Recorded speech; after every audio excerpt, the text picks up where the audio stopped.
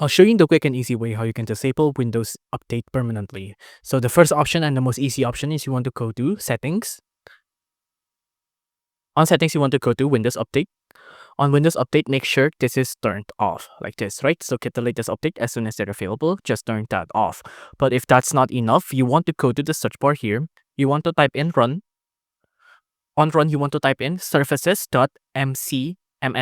Click on OK. Now it'll open up this window like this.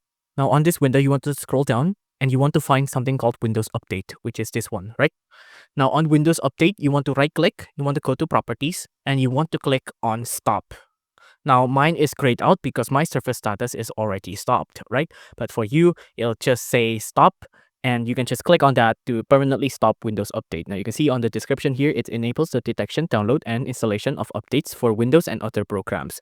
So once you stop this, it'll automatically stop any other Windows update from running on your computer, which means automatic updates will be off. If you enjoyed this video, please do consider liking and subscribing.